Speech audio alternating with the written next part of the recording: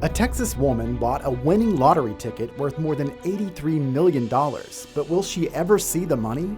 For a person who plays by all the rules, who does exactly what she's supposed to do, and she wins the Texas lottery, how unfair would it be if she's not paid her winnings? We look at how controversy at the state capitol could keep one Texan from claiming a life-changing jackpot. Texas-sized growth is fueling an unprecedented demand for electricity. I don't think it's physically possible to double the grid in 5 years. That would be a massive undertaking that I just don't think we could build fast enough. Some see nuclear energy as a way to meet the need, but recent developments in Washington may hamper that effort. Our reports on hospital safety fueling a push to change state law. The new developments as lawmakers look closer at requiring protective barriers at Texas hospitals. Produced from the Capitol in Austin and airing statewide, this is the award-winning State of Texas. Hello, and thank you for joining us. I'm Josh Hinkle. A Texas woman who won an $83.5 million jackpot this year may not see any of that money. That's because her lottery win is being investigated by the Texas Rangers. She used a lottery courier service to buy the winning ticket. State lawmakers have pushed to ban those services, saying they violate state law. The woman's attorney tells us the Texas Lottery Commission is waiting for the investigation to end before it decides whether to pay. The woman wants to remain anonymous, but she spoke to our Capitol Bureau reporter Dylan McKim. She says she won fair and square, and the state should pay out the life-changing jackpot. A Texas woman walked through the doors of the Lottery Commission Tuesday morning with an $83.5 million lottery ticket. But she left empty-handed and uncertain. I'm being treated as the bad guy. Her winnings withheld amidst a political storm. Texas lawmakers are currently debating the legality of lottery courier services, which allow you to buy lottery tickets on your phone. She purchased her winning ticket on a courier service called Jackpot. Never in a million years would think that there was anything sketchy or inappropriate. A week after her win, the Lottery Commission announced it's banning those types of services.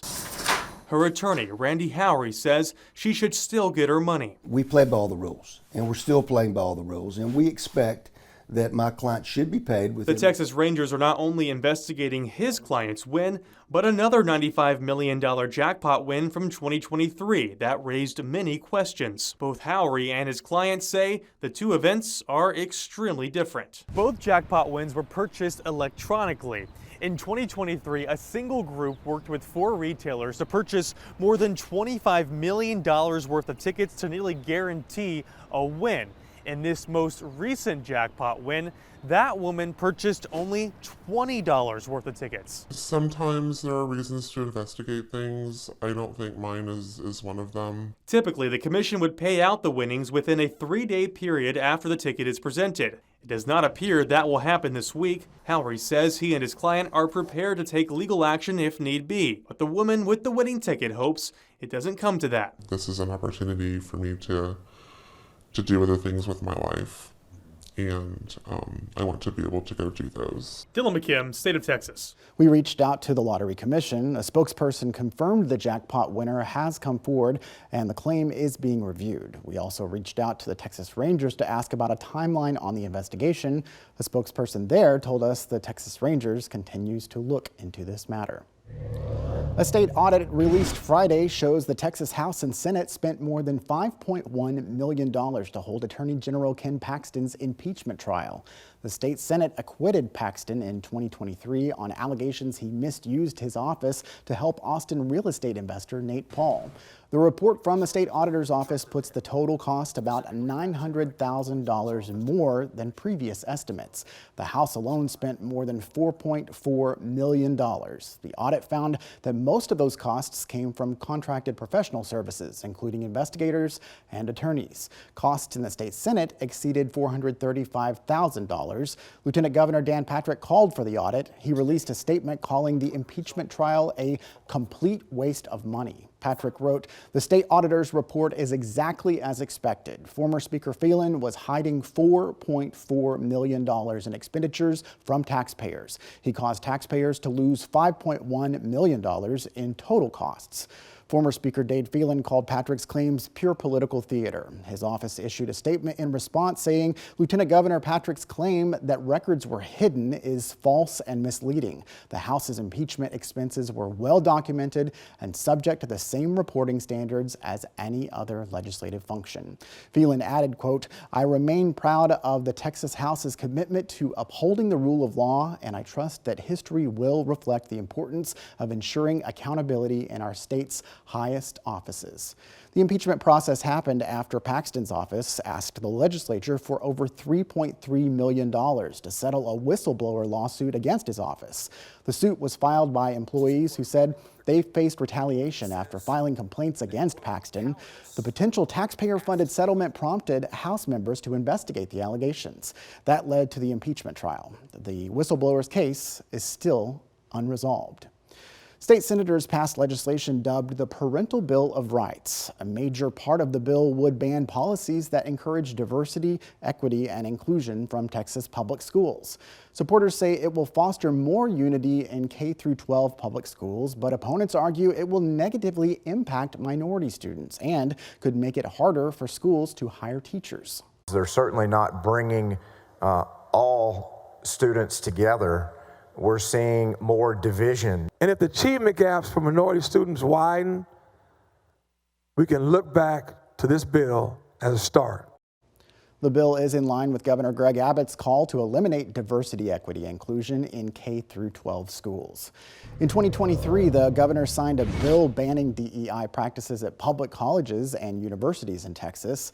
In February of this year, he put out an executive order directing all state agencies to eliminate any forms of DEI policies.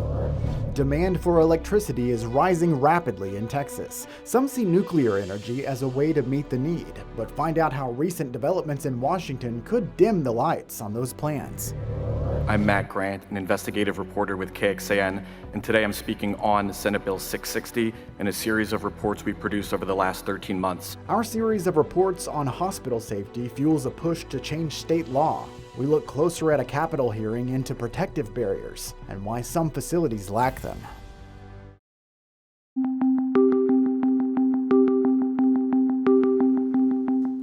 An update now as we take the findings of our year-long investigation into hospital safety straight to state lawmakers. Investigator Matt Grant testified before a Senate panel on a bill sparked by our reporting. Supporters say it could save lives.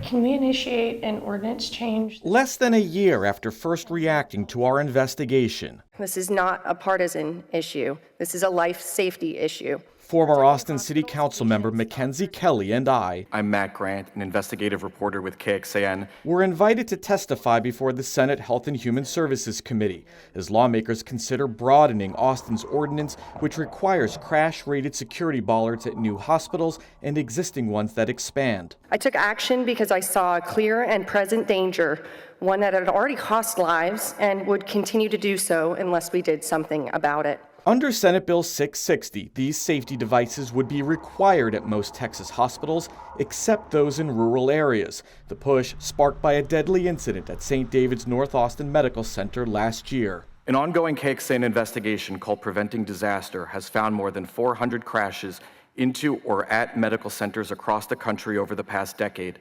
400 members.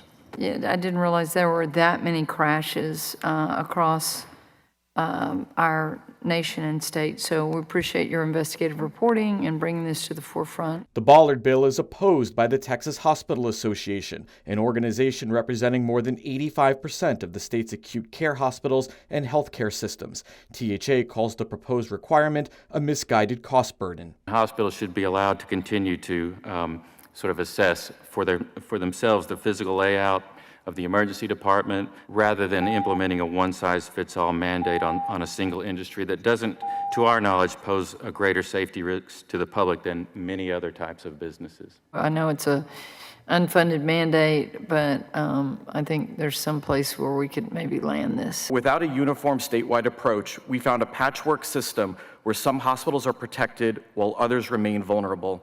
We took action based on the research that you all did in order to ensure that this doesn't happen to anybody else ever again. The bill was left pending. If it gets voted out of committee, it will go to the full Senate for a vote before being sent over to the House. St. David's, meanwhile, says it does not comment on pending legislation. At the Capitol, Matt Grant, State of Texas. Thanks, Matt. You can catch up on our complete coverage as we continue tracking this bill through the legislative process. Find the links in this week's State of Texas story on our website. State lawmakers take up a bill to require local law enforcement to work closer with immigration and customs enforcement. We look at how questions about funding could block the bill's path. As demand for more power soars in Texas, Republicans look toward a source that has not seen much change in decades: nuclear energy. But cuts by the federal government may put that future in jeopardy.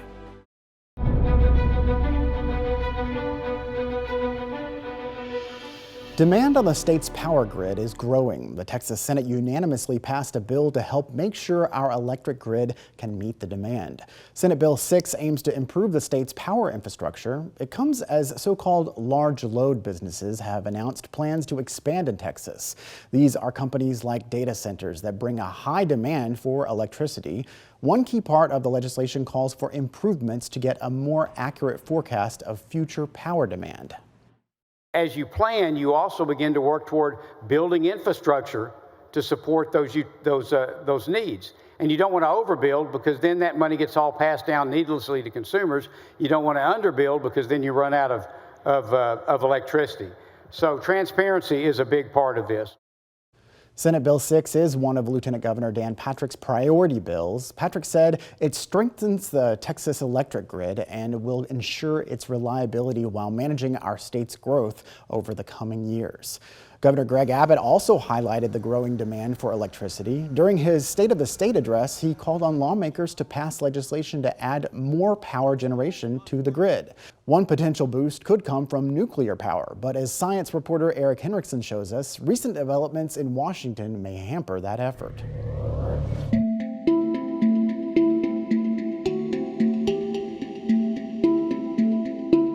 We're going to do things with energy and with land, interior, that is going to be incredible. A push towards what President Trump's administration calls a golden era of American energy dominance. For months, the executive branch has touted plans to boost the country's energy supply. One step they say we need to take, prioritizing the development of new energy technology like cold fusion and next-generation nuclear reactors. I'm KXAN senior science reporter Eric Henrikson in collaboration with our media partners at The Hill in a project supported by the Pulitzer Center. KXAN is exploring how this push for new technology could impact the industry that helps define Texas, and why recent funding cuts are putting that plan in jeopardy. We continue to set new records every summer. Everything is bigger in Texas. That includes energy consumption. The Texas grid is about 85,000 megawatts. That's been growing over time, and it's generally expected to start growing even faster now. Joshua Rhodes with UT Austin studies growth and demand in the energy industry, driving the need a queue of projects coming to Texas, which to operate would require almost 100,000 additional megawatts of power, essentially doubling the size of the Texas grid. Among these projects, data centers. They want to have power 24/7. It doesn't, cycle up in the afternoon and down during the night like the residential sector does. A potential source for this 24/7 power? Nuclear energy. This is an energy source that actually was 6% of global energy 25 years ago, and it's been shrinking. U.S. Energy Secretary Chris Wright says the development of next-generation nuclear is key to the administration's energy plans. Well, we got to get it started. It's been on the precipice for a decade. We need to make it happen. Next-generation nuclear reactors come in a few forms, from small modular reactors to more advanced tech. These advanced molten salt reactors have the ability to provide output heat that is a lot higher temperature, and so it could be used to make electricity, but it could also be used for a lot of industrial purposes. Kevin Clarno with UT Austin's Nuclear and Radiation Engineering program studies these reactors, one of which will soon be under construction at Abilene Christian University. In a solid-fueled traditional reactor, you're worried about making sure the fuel doesn't melt. In a molten salt reactor, you start out with fuel that's already melted. And so the worst case scenario is it has a leak, it has an accident, and when it hits the ground and it starts to cool off because the ground is cool, it will solidify and seal itself. While this particular reactor is privately funded, Professor Clarno says several other projects receive federal funds. They have been funding a lot of commercial companies to, hey, let's help you get to the process so you can can commercialize these technologies. But that help may now be in jeopardy. We are merely looking at parts of the big bureaucracy where there has been tremendous waste and fraud and abuse. Research universities are being caught up in a broader series of actions that are targeted at the administration and some in Congress unhappiness with higher education. Rob Bradner is a Washington, D.C. attorney experienced with the House Appropriations Committee and federal grants. There is a pausing of research grants, in other words, the issuance of new ones, which is causing a pipeline problem. Bradner says it is creating a ripple effect across all research grants. The administration is expected to more broadly push for reductions in indirect costs on grants outside of NIH to, National Science Foundation, Department of Energy, other major research funders. According to Bradner, the administration is also asking agencies to not pay on existing grants. A lot of that I've seen is in the, it relates to the green stuff, the energy and environmental research that was specifically funded during the Biden administration. These actions impact research universities. Universities are starting to take preemptive action to cut back and to reduce the number of graduate students they're bringing in. I think that ripple is going to come through in the next year. Professor Klarno says it won't just impact universities, but private researchers who rely on national laboratories to conduct necessary research. There is risk starting really in October that the national labs aren't going to be able to deliver on those efforts that they're doing to assist the companies. And unfortunately, people are saying, well, I may have to trim back on that. And I may not be able to do research that has lots of regulatory compliance or lots of other administrative burdens. It absolutely will delay that work. We're probably going to have to expand natural gas. Nuclear is probably a solution that's more at least a decade away, but the AI revolution is here today, and it needs power today. Today, about 10% of the state's energy is supplied by nuclear. Now, there are two power plants in the state, one near Dallas and the other is along the coast near Victoria. The new administration has ties directly to some of this technology. Energy Secretary Chris Wright served on the board of a small modular nuclear reactor company, Oklo. He stepped down from that role when he joined the administration. In Texas, state lawmakers are taking action to push for advanced nuclear reactors. On March 7th, Senator Tan Parker filed the Texas Advanced Nuclear Deployment Act. The act provides the Public Utility Commission access to the Texas Energy Fund. The commission can use these funds for grants to promote the development of advanced nuclear reactor projects in Texas. That bill has not yet been referred to a committee. Eric Henrikson, State of Texas. Texas looks at new ways to boost the Trump administration's crackdown on illegal immigration. But one idea to get local law enforcement involved is raising new concerns about cost.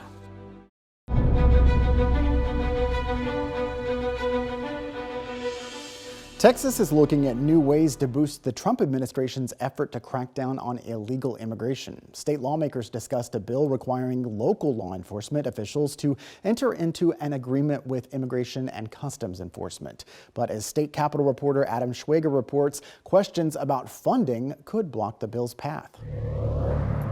Due to fewer people trying to get into the U.S. illegally, Governor Greg Abbott Monday signed off on closing an Operation Lone Star detainment facility in Jim Hogg County. But some Texas lawmakers believe there's work to be done. Individuals are being stopped and released, which they still are. I was going, well, why aren't we, as a local law enforcement, enforcing immigration laws? Senate Bill 8 would require counties with more than 100,000 people to train officers to identify and hold undocumented immigrants for ICE. The federal-local partnership has 3 different models municipalities can take part in. One of them, the task force model, gives officers additional powers during routine police duties, which detractors say creates a culture of fear. In Maricopa County in Arizona, it was found that in certain areas, Latino drivers were 9 times more likely to get stopped than non-Latino drivers after the agreements came on. And then there's the cost, which the bill would cover for counties under 1 million people. However, the handful of Texas counties with more than that would have to foot the bill. What are they spending their money on already? DEI officers, et cetera? Chambers County Sheriff Brian Hawthorne said it cost his department $10,000 per participating officer. If we're going to operate with that 100,000 or more mandatory, that needs to be compensated, whether you're 100,000 or all the way up to 5 million. The Senate State Affairs Committee left the bill pending. For State of Texas, I'm Adam Schwager. Opponents also argued the bill is redundant, as Texas law already requires local agencies to work with the federal government on all immigration issues. Travis County Sheriff Sally Hernandez sent us a statement emphasizing that her office fully complies with state laws. She also said, as SB 8 is discussed, it is my sincere hope that public safety is carefully considered. When people are afraid, they hide in the shadows. Victims don't report crime, and witnesses don't come forward with information. Hernandez added, I want victims of crime to run to law enforcement, not away from us. Our team is working to understand the impact of the heightened deportation effort in Texas. Has your family been impacted by the latest moves by the U.S. government? Has someone you know in Texas been deported? Have you heard anything at your child's school, your health clinic? We want to hear from you, and we'll work to keep your identity anonymous if that's what you want. Just fill out this form on our website. Just look for the immigration tips link in this week's State of Texas story. Thank you again for joining us for State of Texas. I'm Josh Hinkle. We'll be back next week to bring you an in-depth look at Texas politics.